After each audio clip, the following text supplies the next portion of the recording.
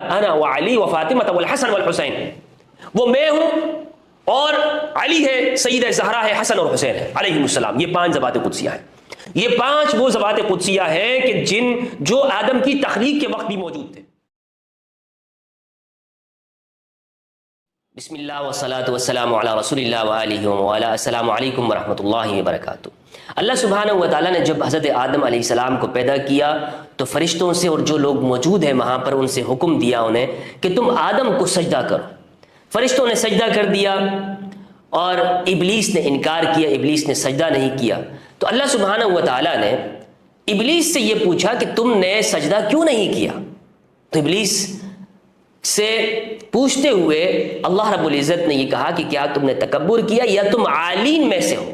یہ عالین کون ہے؟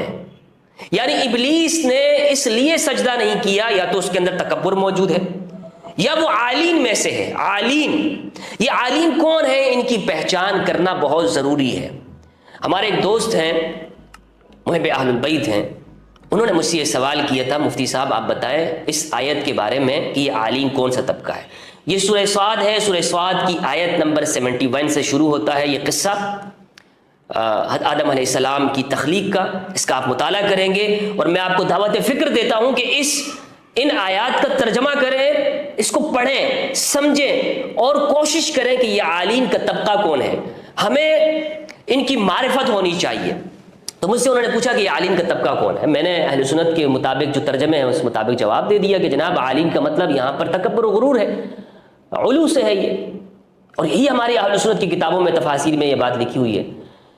اور وہ شخص کوئی عالم نہیں ہے، کوئی اس طرح محقق اس طرح نہیں ہے، لیکن انہوں نے ایک سوال کیا، عام انسان ہے، عام بزنس مین، اپنی زندگی گزارنے والے، اللہ سبحانہ و تعالیٰ ان کی علم و معرفت میں اضافہ فرمائے۔ انہوں نے کہا کہ اس پہ غور کریں آپ مفتی صاحب۔ میں نے غور کیا، یقین جانے کہ میرے پاس کوئی جواب نہیں تھا۔ میں نے زندگی میں پہلی مرتبہ یہ محسوس کیا کہ مجھے اس چیز کا میرے پاس جواب نہیں، اور میں نے جو سمجھا ہوا ہے وہ غلط ہے، وہ فٹ نہیں بیٹھ رہی ہے وہ بات، مجھے حقیقت ہوئی۔ اور یہی ہمارے ساتھ ہوا ہے کہ اہل البیت کے بارے میں ہمیں معرفت نہیں ہے۔ آج بھی مجھ سے یہ لوگ پوچھتے مفتی صاحب آپ اہل البیت کی معرفت کی بات کرتے ہیں، آپ کہتے ہیں حدیث ثقلین یعنی عطرت رسول صلی اللہ علیہ وآلہ وسلم واجب الاتباع ہے، لیکن مفتی صاحب یہ تو بتائیں کہ کہاں سے اتباع کریں؟ اہل سنت کی کتابوں میں روایات نہیں ملتی ہے، کیسے اتباع کریں؟ تو میں آپ کو بتاؤں 100% میرے پاس بھی جواب نہیں ہے اس چیز کا، میرے پاس بھی جواب نہیں ہے۔ یقین جانیں مجھے بھی وقت چاہیے، مجھے بھی اس چیزوں کو اہل سنت کے اصولوں کے مطابق سمجھنے کی کوشش کر رہا ہوں کہ ایک مسئلہ، کیونکہ آپ خود سوچیں 1400 سالوں سے ایک چیز کو اتنا چھپایا گیا ہو اور اس کے مقابلوں میں دوسری چیزوں کو بڑھایا گیا ہو تو وقت تو لگے گا بھائی، ہمدرد کی زندگی کتنی ہے اور مجھے وقت ہی کتنا ہوا ہے۔ تو ایک انسان ان چیزوں پر میں دعوت فکر دیتا ہوں کہ مجھ سے آپ علم میں ماشاءاللہ 1000 گنا بڑھ سکتے ہیں، آپ زیادہ ہیں، صاحبان فضل ہیں، علم و فضیلت والے ہیں، لیکن میرا کام کیا ہے؟ میرا کام ہے سوال اٹھانا، سوچنے کی کوشش کرنا۔ میں فیصلہ نہیں دیتا ہوں، میں سوال پیدا کرتا ہوں اور سوال میں خود کوشش کر رہا ہوں کہ میں تلاش کروں۔ آپ یہ نہیں سمجھے کہ بھائی مفتی ہمدرد نے اگر اہل حدیث ثقلین کی بات کر دی ہے تو اب 100% ہمدرد کو یہ چیزیں ساری معلوم ہوگی۔ جو شخص 100% اپنے آپ کو کہتا ہے نا کہ میں ہی سارا یہ کام کروں اہل بیت کا، یہ شخص انتہائی اس معاملے کے اندر غلط بیانی سے کام لے گا۔ جناب ہاں ہم نماز وہ پڑھ رہے ہیں کہ جو اہل بیت والی ہم یہ کر رہے ہیں، نہیں بھائی، کتابوں میں بہت کچھ لکھا ہوا ہے اور ان سب میں تحقیق کرنے کے اندر وقت چاہیے اور وقت لگے گا، اور ضرورت اس امر کی کہ ہم تحقیق کرتے رہیں۔ کوئی شخص بھی 100% اس جگہ کے اوپر آپ کو گارنٹی کے ساتھ نہیں کہہ، اور جو گارنٹی کے ساتھ کہتا ہے میں آپ کو یقین بتاؤں آپ غلط ہو جائیں گے، آپ غلط ہو جائیں گے۔ اس لیے کوشش کرتے رہنا چاہیے۔ تو میں نے کہا کہ بھائی میں اس کے اوپر مجھے سوچنا چاہیے، اور بالآخر میں بیٹھا، مجھے اس میں 2 ہفتے لگے، میں نے بلکہ زیادہ وقت مجھے لگا، لیکن ابھی مجھے جہاں تک اس چیز کی معلومات ہیں وہ میں آپ کے سامنے پیش کرنا چاہتا ہوں۔ اب بھی میں 100% یہ بات نہیں کہتا ہوں کہ مجھے اس عالم کا 100% معلوم ہے کہ یہ عالم کون ہے اہل سنت کی کتابوں میں سے۔ قرآن مجید کی سورۃ الصاد ہے، اس کی آیت نمبر 71، سورہ صاد کی آیت نمبر 71۔ اللہ سبحانہ و تعالیٰ نے ارشاد فرمایا اعوذ باللہ من الشیطان الرجیم بسم اللہ الرحمن الرحیم اذ قال ربک للملائکۃ انی خالق بشرا من طین، جب آپ کے رب نے ملائکہ سے کہا انی خالق، میں پیدا کر رہا ہوں بشرا من طین، مٹی کے گھارے سے۔ اس کا ترجمہ ابوالعلا مودودی صاحب نے کہا جب تیرے رب نے فرشتوں سے کہا میں مٹی سے ایک بشر بنانے والا ہوں، فَإِذَا سَوَّيْتُهُ وَنَفَخْتُ فِيهِ مِن رُوحِي فَقَعُوا لَهُ سَاجِدِينَ، پھر جب میں اسے پوری طرح بنا دوں، وَنَفَخْتُ فِيهِ مِن رُوحِي، اور اس میں اپنی روح پھونک دوں، تو تم اس کے آگے سجدے میں گر جانا۔ آیت نمبر 72۔ آیت نمبر 73 میں فسجد الملائکۃ کلھم اجمعون، سب فرشتوں نے سجدہ کر دیا اکٹھے، الا ابلیس استکبر وکان من الکافرین، مگر ابلیس نے وہ تکبر کیا، وکان من الکافرین، اور وہ کافروں میں سے ہوا۔ آیت نمبر 74۔ آیت نمبر 75 قال یا ابلیس، اللہ نے پوچھا اے ابلیس ما منعک ان تسجد، تمہیں سجدے سے کس نے روکا؟ لما خلقت بیدی، جسے میں نے اپنے ہاتھ سے پیدا کیا۔ استکبرت ام کنت من العالین، تو نے تکبر کیا یا تو عالین میں سے ہے، تو نے تکبر کیا یا تو عالین میں سے ہے۔ اب آپ اس پہ غور کریں کہ اللہ سبحانہ و تعالیٰ ابلیس سے پوچھ رہے ہیں کہ ابلیس سب نے تو فرشتوں نے سجدہ کر لیا ہے، تو کیوں نہیں کر رہا؟ یعنی تیرے سجدہ نہ کرنے کی دو ہی وجہ ہو سکتی ہیں، یا تو تکبر کی وجہ سے سجدہ نہیں کر رہا، یا اس لیے کہ تو عالین میں سے ہے۔ اگر اس عالین کا ترجمہ ہم اہل سنت کے ترجموں کے مطابق کر لیں، اہل سنت کی تفاسیر کے مطابق، جتنی بھی تفاسیر آپ دیکھیں گے تو اہل سنت یہ کہتے ہیں کہ عالین کا مرتبہ ہے، عالین کا مطلب ہے کہ یا تو بلندی کرنے والوں میں سے، یعنی تو بڑائی طلب کرنے والوں میں سے۔ اس لیے تو اگر غور کریں تو تکبر کے اندر یہ بات آ گئی۔ عالین کا ترجمہ اگر یہ کیا جائے کہ تو بلندی چاہنے والوں میں سے ہے، علو چاہنے والوں میں سے ہے، مرتبہ چاہنے والوں میں سے، تو یہ بات تو استکبرتا میں آ گئی۔ ام فصل کے لیے آیا ہے، استکبرتا ام یا تو اس میں سے من العالین، تو دو الگ الگ چیزیں ہیں۔ تکبر کرنے والوں میں سے ہے، تکبر کرنے کی وجہ سے تو نے سجدہ نہیں کیا، ایک وجہ یہ عالین، یہ دوسری وجہ ہے، یہ الگ وجہ ہونی چاہیے تکبر سے۔ اگر ہم عالین کا ترجمہ وہی کرتے ہیں جو تکبر والا ہے تو دو چیزیں ایک ہو جائیں گی، حالانکہ یہاں پر دونوں کو الگ الگ ہونا چاہیے۔ تو اہل سنت سب نے یہی کہا ہے کہ یہاں عالین سے مراد علو، بلندی ہے۔ اس کا ترجمہ اگر ہم دیکھتے ہیں تو مودودی صاحب یہ کہتے ہیں تو بڑا بن رہا ہے یا تو ہے ہی کچھ اونچے درجے کی ہستیوں میں سے۔ یہ ترجمہ جو ہے مودودی صاحب کا تھوڑا یہاں پہ فٹ بیٹھ رہا ہے۔ جو ترجمہ احمد رضا خان صاحب نے کیا ہے تجھے غرور آ گیا یا تو تھا ہی مغروروں میں، دونوں ایک باتیں ہیں، یہ ترجمہ زیادہ فٹ نہیں بیٹھتا یہاں پہ۔ احمد علی صاحب نے کیا ہے بنایا گیا تو نے تکبر کیا یا تو بڑوں میں سے تھا، یہ بھی ایک ہی بات ہے، مطلب یہ ترجمہ بھی یہاں پہ نہیں بیٹھتا۔ تو عالین کا ترجمہ کیا ہے؟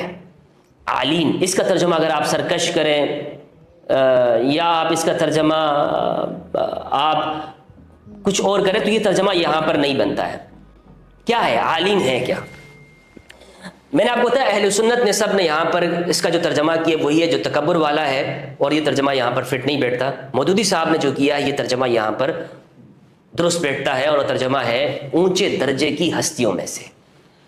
ہاں اب معلوم ہوا کہ کچھ ایسے لوگ اس زمانے اس وقت تھے جب آدم کو پیدا کیا گیا تو سب کو حکم دیا گیا کہ آدم کو سجدہ کیا جائے، سوائے عالین کے طبقے کو حکم نہیں دیا گیا، وہ اس میں حکم میں شامل نہیں ہے کہ عالین وہ آدم کو سجدہ کرے۔ یہ عالین اونچے، دیکھیں عالین جمع مذکر سالم کا صیغہ ہے، الا یعلو علوا، اسی سے اسم فاعل کا صیغہ ہے عالن، عالن، اور جمع مذکر سالم عالین، عالن، عالیان، عالون، عالین، عالیات، یہ اسم فاعل کا صیغہ آتا ہے۔ تو عالین جیسے عالمین ہے، جیسے واعظین کا لفظ ہے، تو یہ جمع مذکر سالم ہوتا ہے۔ تو یہ کوئی مصدر استعمال نہیں کیا گیا یہاں پر، یا فعل استعمال نہیں ہوا، بلکہ اسم فاعل کا صیغہ استعمال کیا ہے جمع مذکر سالم والا۔ تو آپ دیکھیں اس سے مراد یہ ہے کہ یہ کچھ اشخاص ہیں، اسی لیے مودودی صاحب نے اس کا اونچے درجے کی ہستی کی ہے، اونچے درجے کی ہستیاں۔ اہل سنت کتابوں میں ہمیں کچھ اس طرح کی روایات نہیں ملتی کہ یہ اونچے درجے کی ہستیاں کون ہیں، لیکن یہاں شیعہ تفاسیر کو اگر ہم پڑھتے ہیں تو شیعہ تفاسیر میں اس کے بارے میں لکھا ہے کہ یہ اصحاب قصہ ہیں۔ البرہان فی تفسیر القرآن، یہ ایک تفسیر ہے، اس میں یہ روایت موجود ہے، اور میں یہ آپ کے سامنے صرف پیش کر رہا ہوں، اس لیے نہیں کہ یہ میرے نزدیک یہ روایت وہ ہے کہ جس کو اگر ہم یہ کہیں کہ میں اس کو بنیاد بنا رہا ہوں۔ میں کوشش یہ کروں گا کہ اہل سنت والجماعت کی کتابوں سے اس چیز کو اگر میں نے کوئی رائے قائم کی تو وہ رائے آخری رائے ہوگی، لیکن علم ہے تو یہاں پر بھی میں آپ کے سامنے صرف رائے قائم کروں کہ اہل تشیع میں سے جو تفسیر برہان ہے ان کی تفاسیر کے اندر یہ بات موجود ہے کہ عالین کا جو طبقہ ہے جنہیں سجدہ آدم کو سجدے کا حکم نہیں دیا گیا تھا، وہ عالین اصحاب قصہ ہیں۔ وہ کون ہے؟ اصحاب قصہ۔ روایت ہے زیاد بن عبداللہ البکائی، وہ سلیمان العامش سے، ابو سعید خدری رضی اللہ تعالیٰ عنہ سے روایت کرتے، وہ کہتے ہیں کہ قال كنا جلوسا عند رسول اللہ اذ اقبل الیہ رجل، وہ کہتے ہیں کہ ہم رسول اللہ صلی اللہ علیہ وآلہ وسلم کے پاس بیٹھے ہوئے تھے، ایک آدمی آیا، اس نے پوچھا یا رسول اللہ اخبرنی عن قول اللہ عز وجل لابلیس استکبرت ام کنت من العالین، یا رسول اللہ آپ ہمیں عالین کا بتائیں کہ یہ عالین کون لوگ ہیں۔ تو آپ صلی اللہ علیہ وآلہ وسلم نے فرمایا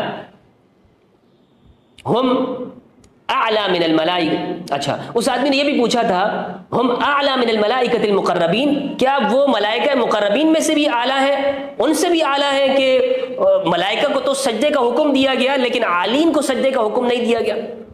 تو اس سے معلوم یہ ہوا یا رسول اللہ یہ تو ملائکہ سے اعلیٰ ہوئے۔ تو آپ صلی اللہ علیہ وآلہ وسلم نے فرمایا انا وعلی وفاطمہ والحسن والحسین، وہ میں ہوں اور علی ہے، سید زہرا ہے، حسن اور حسین ہے علیہ السلام۔ یہ 5 ذوات قدسیہ ہیں، یہ 5 وہ ذوات قدسیہ ہیں کہ جو آدم کی تخلیق کے وقت بھی موجود تھے، اور فرشتوں نے ان کو سجدہ کیا آدم کی جانب۔ یہ روایت میں آپ کے سامنے پوری پیش کرتا ہوں۔ کنا فی سرادق العرش نسبح اللہ فسبحت الملائکۃ بتسبیحنا قبل ان یخلق اللہ آدم بألف عام، ہم آدم سے 2000 سال پہلے موجود تھے اور عرش کے پاس تھے اور اللہ کی تسبیح کر رہے تھے۔ ہماری ارواح یعنی محمد، علی، فاطمہ، حسن و حسین علیہ السلام یہ آدم سے ہزاروں سال پہلے موجود تھے، اللہ کی تسبیح کر رہے تھے۔